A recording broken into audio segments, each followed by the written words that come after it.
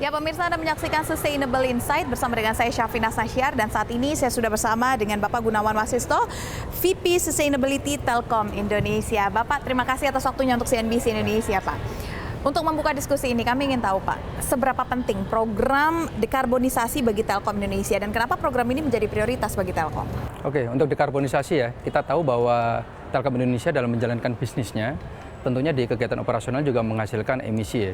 Jadi emisi ini berdasarkan dari ya kita memberikan layanan kepada pelanggan, ada traffic yang dihasilkan, ada data yang dihasilkan, nah itu kegiatannya akan menghasilkan emisi. Nah dari situ tentunya peningkatan traffic yang dihasilkan tadi jangan sampai diikuti dengan jejak karbon yang makin besar. Nah disitulah pentingnya bagaimana kita menerapkan strategi dekarbonisasi. Dan kenapa menurut kita ini adalah penting gitu ya. Karena tentunya ini udah menjadi tuntutan juga dari investor, dari pelanggan, masyarakat gitu ya. Dan tentunya juga untuk keberlanjutan perusahaan sendiri. Karena bagaimanapun dengan kita menjalankan inisiatif dekarbonisasi ini, diharapkan ada benefit yang long term, di mana misalnya kita bisa mengurangi beban operasional perusahaan, kemudian mengurangi misalnya ketika nanti diterapkan pajak karbon ya, kita tidak perlu membayar pajak karbon yang signifikan gitu ya. Karena kita sudah memenuhi batas-batas karbon yang telah ditetapkan. Sebenarnya langkah konkret apa Pak yang dilakukan oleh perusahaan untuk bisa meningkatkan efisiensi energi jaringan dan juga data center? Mungkin menggunakan teknologi-teknologi ramah lingkungan atau mungkin langkah apa Pak yang dilakukan? Nah, kita sebenarnya sudah punya strategi Climate Transition Plan atau Decarbonization ya, yang kita jalankan untuk mencapai net zero di 2060 itu. Di situ ada 6 key inisiatif yang akan kita jalankan dan sebagian juga sudah berjalan sebenarnya. Yang pertama adalah bagaimana kita menjalankan langkah-langkah efisiensi energi dan network atau equipment modernization. Karena dari langkah-langkah efisiensi energi itu tentunya kita bisa menekan nih emisi yang dihasilkan oleh perusahaan gitu ya. Termasuk juga bagaimana kita shifting ke energi yang teknologi yang lebih baru gitu ya, yang lebih ramah lingkungan. Nah sehingga ini bisa menekan emisi yang dihasilkan juga perusahaan. Yang inisiatif kedua yaitu bagaimana kita melakukan electrification. Jadi mengubah misalnya kendaraan operasional yang berbasis konvensional, fosil, menuju yang EV gitu ya. Termasuk juga bagaimana kita shifting untuk alat-alat produksi yang masih menggunakan baterai, misalnya di tower itu ya, genset, untuk shifting ke PLN. Yang ketiga yaitu untuk membangun renewable energinya sendiri. Jadi penerapan solar panel di beberapa site tower, kemudian di data center kami gitu ya. Keempat adalah melalui inisiatif REC, Renewable Energy Certificate dan Power Purchase Agreement. Jadi kita membeli sertifikat renewable energy dari pihak ketiga gitu ya. Ya diantaranya adalah PLN misalnya seperti itu. Kemudian yang kelima di bursa karbon. Tadi disampaikan oleh Pak Hasim bahwa peraturan ini sudah ada gitu ya terkait carbon market. Nah di situ adalah langkah-langkah untuk offset emisi yang kita hasilkan. Dan yang terakhir, government effort ini lebih ke arah inisiatif yang dilakukan oleh pemerintah untuk menurunkan emisi. Misalnya dia meminta perusahaan-perusahaan energi ya untuk membangun renewable energy. Kerjasamanya Pak dengan mitra-mitra lainnya seperti PLN dan juga Medco seperti apa Pak? Karena kan pasti ada lintas kemitraan Pak untuk mendukung dekarbonisasi Telkom ini. Jadi sebagai contoh gini, yang kita lakukan di data center kami yang di Cikarang, hyperscale data center ya, untuk implementasi renewable energinya kita sudah menggait anak usaha Pertamina gitu ya. Nah sehingga investasi yang dilakukan oleh anak usaha Pertamina itu, nah kita membayar sesuai penggunaan gitu ya. Ini untuk membagi resiko yang ada, karena kita tahu bahwa renewable energy itu kan sebenarnya investasinya tinggi di awal gitu ya. Nah, tapi long termnya kita tetap sustain gitu ya. Ada waktunya nanti misalnya kita bisa invest sendiri, ketika nanti ya kita perkirakan harga renewable energy suatu saat akan semakin murah gitu ya. Kemudian kita lakukan di hyperscale data center yang di Batam. Kita kolaborasi dengan Medco untuk penyediaan clean energy berbasis gas gitu ya.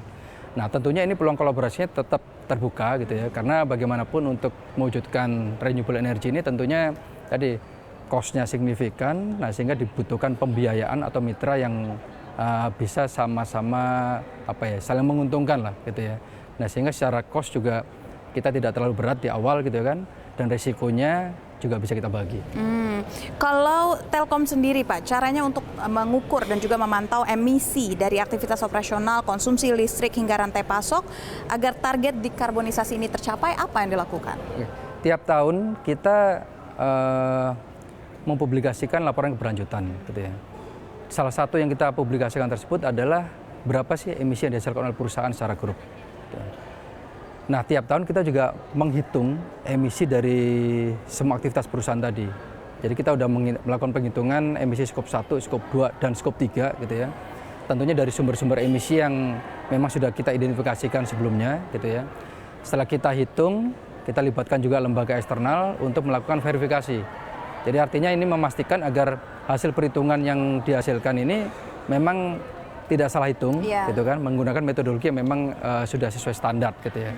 Nah, dari situlah kita bisa melihat apakah inisiatif untuk mengurangi emisi tadi udah on the track apa enggak, gitu ya. Kita punya target di 2030 untuk pengurangan 20% emisi dari base year 2023, gitu ya. Nanti di 2060 tentunya kita menuju net zero, gitu ya. Jadi artinya dari perjalanan tiap tahun ini kita bisa lihat inisiatif yang kita lakukan tadi, ya dari 6 key inisiatif tadi, apakah sudah menghasilkan output yang maksimal apa tidak. Seperti itu. Oke. Ada jangka pendeknya nggak Pak, target paling krusial yang ingin dicapai di periode 2023 sampai dengan 2030? Ya tuh, 2030 kita ingin mengurangi 20% ya, 20%. Nah, di situ tentunya ada beberapa target milestone yang ingin kita capai. Yang pertama adalah kita ingin mengurangi 10% dari efektivitas perangkat-perangkat kita. Kemudian penggunaan intelligent cooling system. Kemudian efektivitas di perangkat-perangkat mobile kita. Gitu ya. Nah, kemudian untuk renewable energy kita targetkan. Ini terkait elektrifikasi berarti ya Pak ya? Dan renewable energy. Gitu ya. Kemudian di data center kami targetkan minimal dia udah menggunakan renewable energy 10%. Gitu ya. Kemudian yang tadi solar panel kita targetkan minimal 14 megawatt peak udah bisa dicapai, gitu ya. Itu sampai dengan 2030. Nah, tentunya nanti di 2040 kita punya target yang lebih challenging lagi, gitu ya. Bagaimana itu menurunkan lebih signifikan lagi. Kita target di 2040 itu sudah untuk kendaraan operasional ya sudah full 100% menggunakan EV. Seperti itu. Kalau sampai dengan saat ini sendiri Pak, sejauh mana Telkom sudah berhasil menurunkan emisi atau meningkatkan efisiensi energi? Oke, dari roadmap yang kita udah susun tadi, secara grafik sebenarnya udah tergambar. Kita base year-nya 2023. Di 2024 memang ada kenaikan dan secara tren memang umumnya akan naik, gitu ya. Ini karena tadi ada kenaikan traffic dan sebagainya. Di 2025 ini sebenarnya targetnya udah mulai penurunan, tapi masih sedikit lebih besar daripada 2023 tadi yang menjadi base year, gitu ya. Dan ini tren ini sebenarnya secara pola ya sama seperti yang ada di global juga, bahwa traffic ternyata diperkirakan peak-nya ada di 2025, gitu ya. Nah, tapi nanti di 2026 dan seterusnya udah trennya udah mulai turun, udah melandai seperti itu. Nah, hasil yang dihasilkan yang kita dapatkan sekarang memang di 2024 kemarin, gitu ya, tahun lalu itu masih ada kenaikan tipis sebenarnya. Di skop 2 penggunaan electricity masih ada kenaikan sekitar 2%, gitu ya. Tapi di skop 1 dan skop 3 kita justru udah turun, gitu ya. Nah, di 2025 ini sekarang kita sedang hitung, harapannya itu udah mulai turun dibandingkan 2024, gitu ya.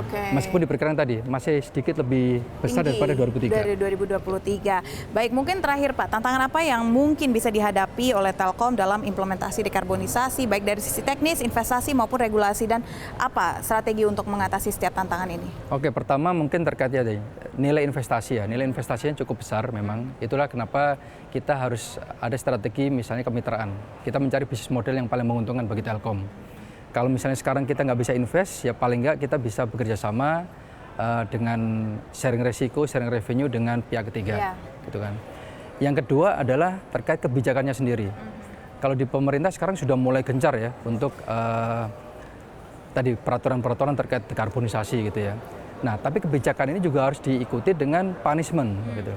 Jadi artinya gini, ketika perusahaan-perusahaan yang menghasilkan karbon signifikan, ya tentunya entah itu dia dikenakan pajak yang lebih tinggi atau dikenakan biaya tambahan, gitu ya. Nah, ini mungkin yang nanti arahnya ke sana belum berjalan, gitu ya.